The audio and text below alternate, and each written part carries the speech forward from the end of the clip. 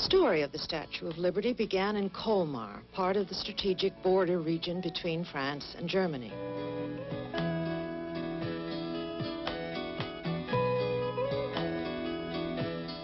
In this peaceful hamlet, which was a center for artists, musicians, craftsmen, Frederic Auguste Bartholdi, creator of the Statue of Liberty, was born.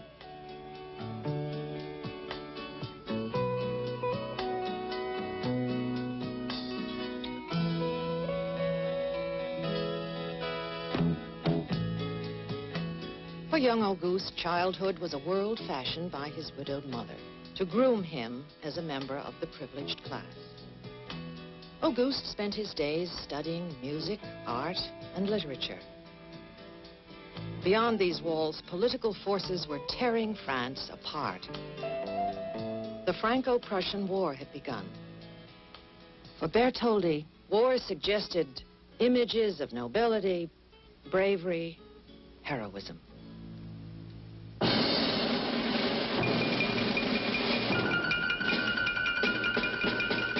Bartholdi enlisted in the National Guard.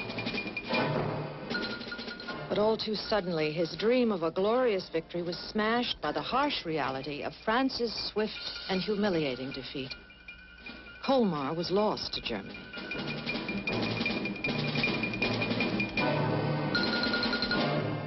Bartholdi felt compelled to create a tribute to the valiant war dead.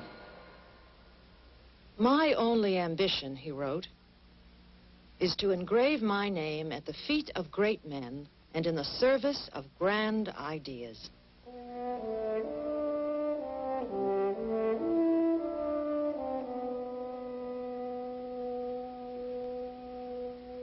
But Bartholdi did not begin his artistic career as a sculptor.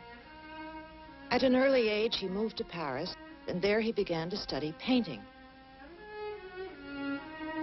He soon felt frustrated and incompetent, writing to his mother, "It's not working out at all." He turned to sculpture and discovered the means to harness his creative energies.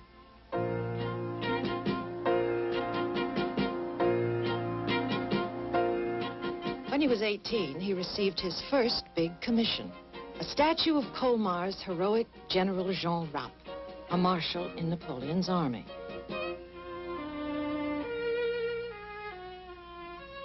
In his study is a model of his largest work in Europe, a granite lion, dedicated to the defenders of the town of Belfort, who held off the German siege force even though most of France had fallen.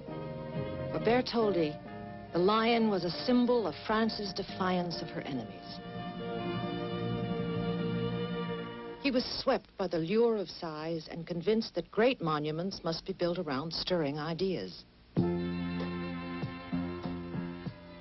But the inspiration for the artist's most famous sculpture came in a most unexpected way.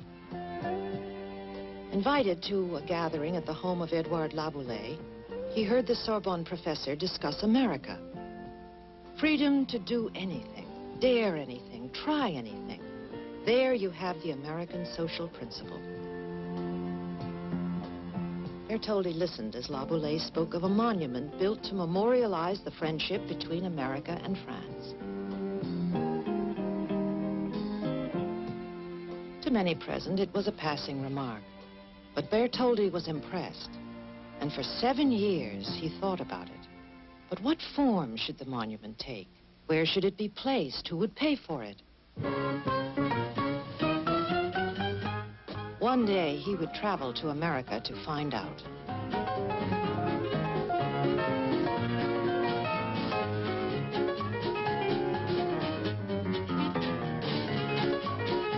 On June 12, 1871, Bartholdi wrote, "Dear Mother, have arrived safely in New York City. It is not exactly what I expected. Everyone is running to and fro, pressed by the stomach ache of business. Seems to me Americans don't know how to live. In New York City, there are 250 churches and 1,208 banks, one indistinguishable from another."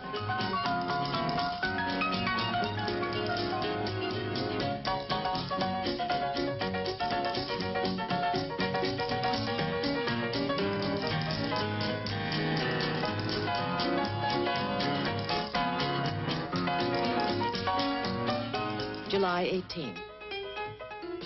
America continues to astonish me. There seems to be no order, certainly no consistency. It is incredible, such growth. I cannot understand how all this happened in such a short time.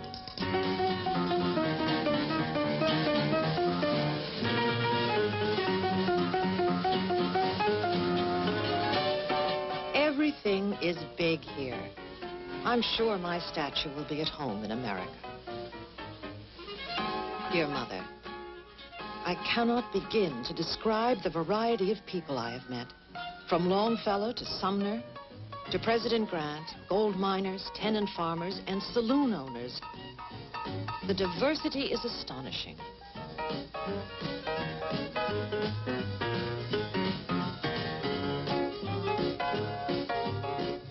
I've been asked to paint a portrait of Mormon leader Brigham Young, the happy husband of 16 wives. The Mormons are fascinating, but not particularly wealthy. I am troubled. I can't seem to find an image that represents this great nation.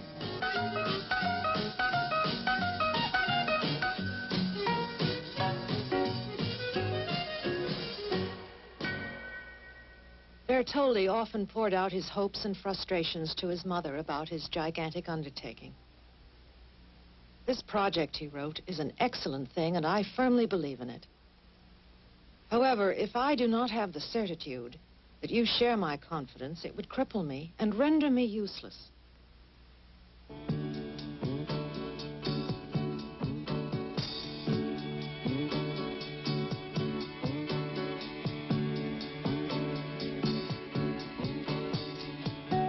She would always be an important influence. Auguste secretly confided to friends that his mother was his model for the Statue of Liberty. His first design was based on an earlier idea for a lighthouse at the entrance to the Suez Canal, and influenced perhaps by his desire to place the statue in New York Harbor.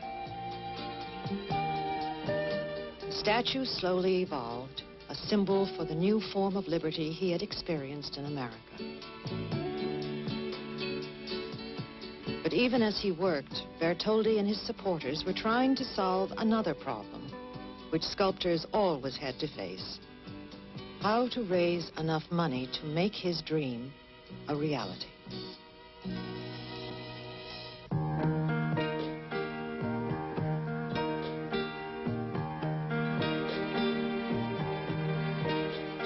France has always been a patron of the arts, graced by structures majestic, beautiful. The proper setting for a history of glory, ceremony, grandeur.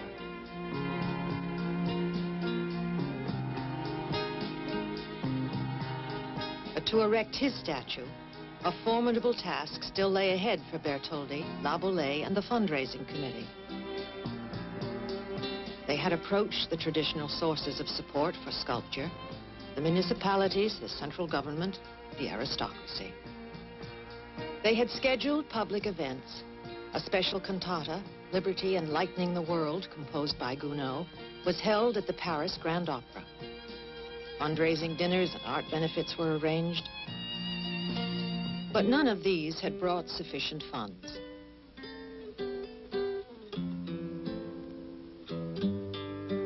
So they went directly to the French people. Bartholdi said they will decide liberty's fate. A national lottery was organized. A few hundred supporters soon grew into hundreds of thousands.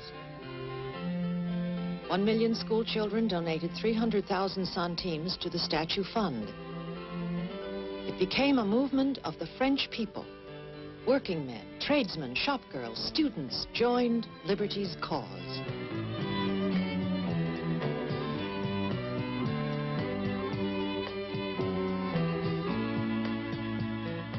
Finally, enough money was raised to begin. The work of one man's hands would become the work of many hands.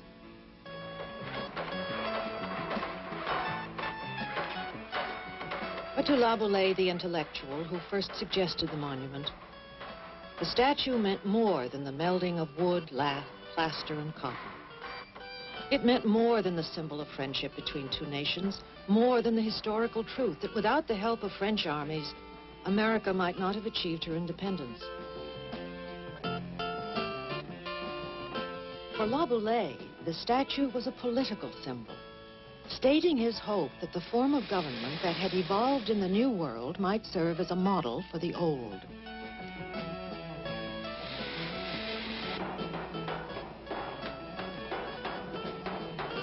Laboulaye had written, "If a monument should rise in America as the memorial to their independence, I should think it only natural if it were built by united effort, a common work of both our nations." Soon, thousands of people came to Bartholdi's Paris workshop to visit Liberty's construction site, including the President of the United States, Ulysses S. Grant. But in America, some were shouting, "Send her here, we'll send her back." While some Americans carked and others cheered, France continued working. Liberty was moved outdoors. Engineer Gustave Eiffel, later to design his famous tower, created an iron frame cantilevered to withstand hurricane winds. Without his new design, the statue's construction would not have been possible.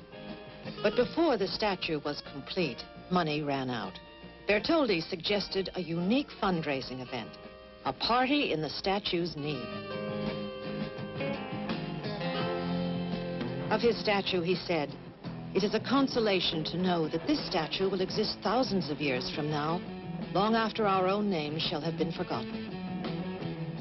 Finally, in Paris on July 4th, 1884, France officially presented the statue to the United States.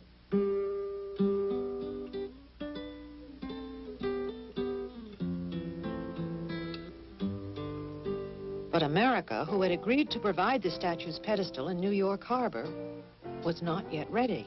To raise funds, the arm and torch went on exhibition in Philadelphia. Philadelphians were thrilled. The statue can rest here as a memorial to the Declaration of Independence. Americans began to embrace the idea of the statue, but faced with the prospect of paying for the pedestal, they were far from generous. The Evening Telegram satirized Americans who were acting as if they'd forgotten the statue was coming and commented with sarcasm, "We've reminded you often enough." Others commented, "If America doesn't get going on the pedestal, she'll be past her prime before we get her over here." Joseph Pulitzer, publisher of The World, was angered by America's indifference. December 5th, 1884 editorial.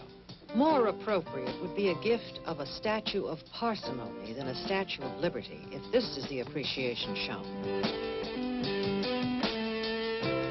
The statue was paid for by the French people. Let us respond in like manner. Let us hear from the people. The World printed the names of every donor. "We acknowledge the generous contribution from the Arctic Fire Engine Company No. 1 of Milford, Connecticut. I have lost 25 pounds, and I'm happily sending in a penny per pound. May heaven help you in your good work. It seems that New York's rich men do not." Enclosed $7.25. And after a whirlwind campaign of 21 weeks, Pulitzer achieved his goal. The mayor of New York declared, "When the colossal figure is placed in New York Harbor, this city will indeed be exalted among all cities of the world by modern art."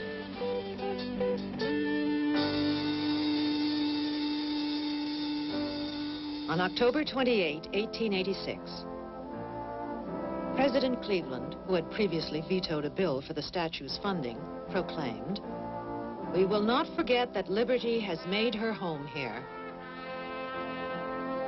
nor shall her chosen altar be neglected." Suffragettes hired a boat to give speeches praising liberty embodied as a woman, raising hope for all women. But to the man who conceived the statue, Auguste Bartholdi, the words of Laboulaye seemed most fitting. A body of iron with a soul of fire. She had been created to symbolize the alliance between America and France, to cement their common ideals: liberty, freedom, equality, the shared aspirations of their people. Bartholdi had called her Liberty Enlightening the World, but already that meaning was changing. The poetess Emma Lazarus named her Mother of Exiles, giving her a new meaning. Give me your tired, your poor, your huddled masses yearning to breathe free, the wretched refuse of your teeming shore. Send these, the homeless, the tempest-tossed, to me. I lift my lamp beside the golden door.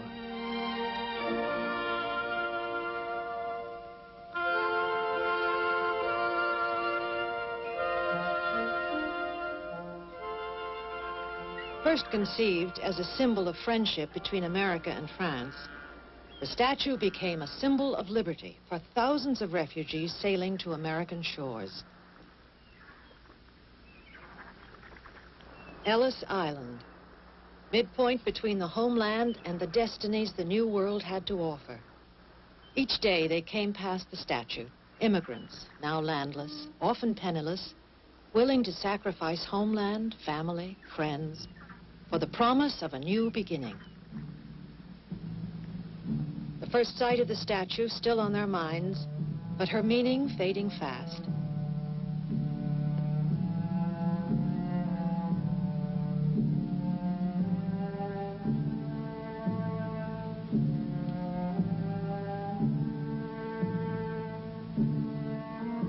Ellis Island, once the first stop for 20 million new Americans, is empty now, an abandoned relic of an earlier age.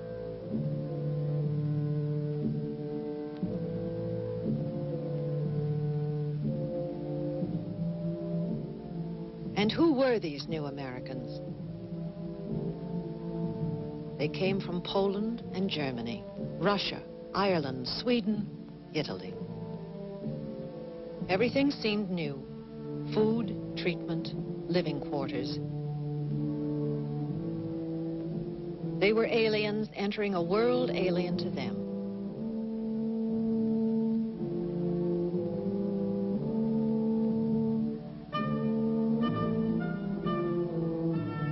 Their reasons for coming were many: economic, religious, political. Most could pass through in a day. Others waited weeks to be cleared. Some rose to greatness as scientists, artists, as leaders in government, labor, and business. But the multitudes struggled.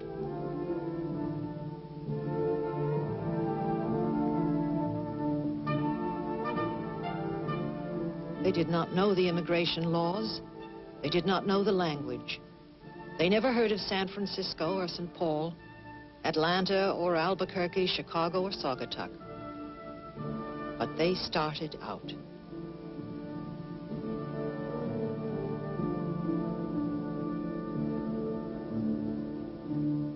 The Statue of Liberty, originally designed as a symbol of Franco-American relations, became an American symbol, changing as America changed.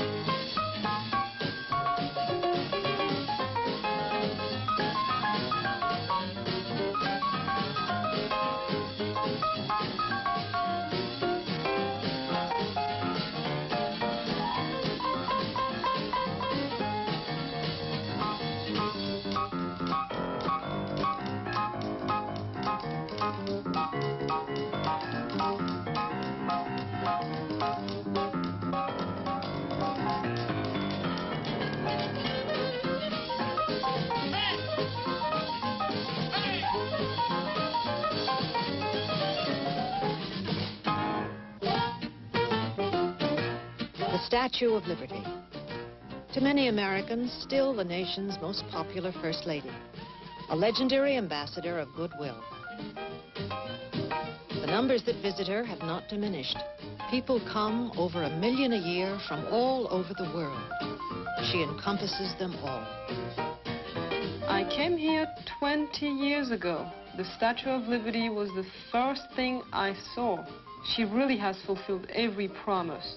I think it's just a tourist trap. It's commercial like everything else in America. Well, I always thought the Statue of Liberty was our special symbol for democracy. I think she's taking a beating today. Just Everywhere I go, I see the Statue of Liberty.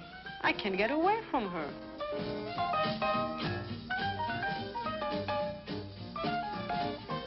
People say that she's the eighth wonder of the world, but to me, she's just a beautiful green sculpture. It was a long climb to the top, but I'm glad we did it.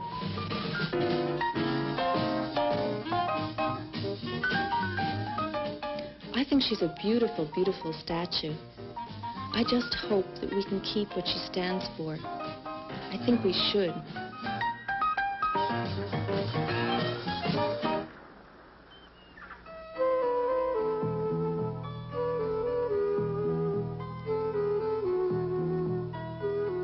The Statue of Liberty. Famous lady and elusive symbol. A token of Franco-American friendship. A reminder from the old world of a political debt. An intellectual symbol for universal liberty. A birthday present for America's 100th anniversary, delivered 10 years late. The eighth wonder of the world. A place for political protest. A commercial symbol. A beacon of hope for immigrants.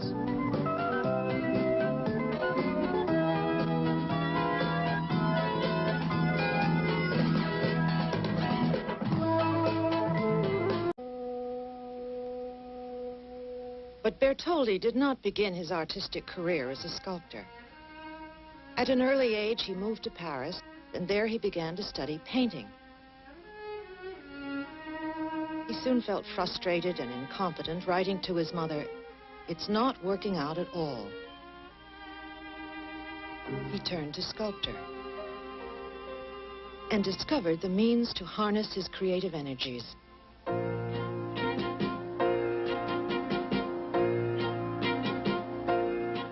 When he was 18, he received his first big commission, a statue of Colmar's heroic General Jean Rapp, a marshal in the... Bartholdi enlisted in the National Guard. But all too suddenly, his dream of a glorious victory was smashed by the harsh reality of France's swift and humiliating defeat. Colmar was lost to Germany.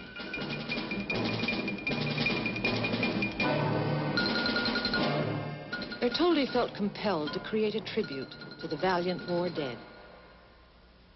"My only ambition," he wrote, "is to engrave my name at the feet of great men and in the service of grand ideas."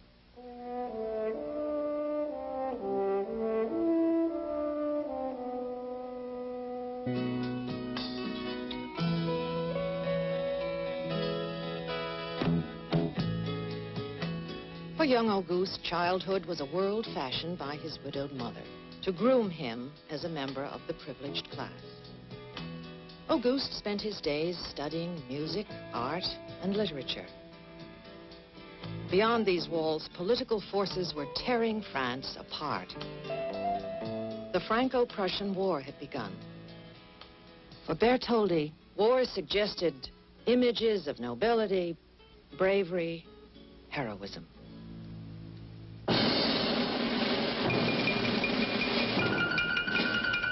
Napoleon's army.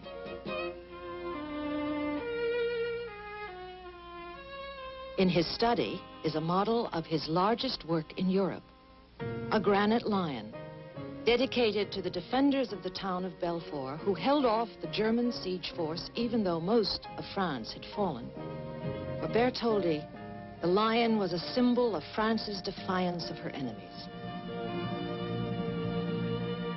He was swept by the lure of size and convinced that great monuments must be built around stirring ideas. But the inspiration for the artist's most famous sculpture came in a most unexpected way.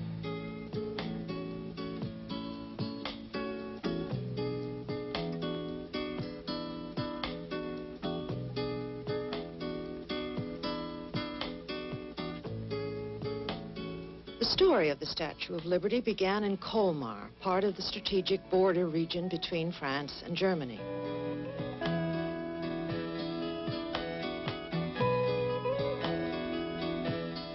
In this peaceful hamlet, which was a center for artists, musicians, craftsmen, Frederic Auguste Bartholdi, creator of the Statue of Liberty, was born.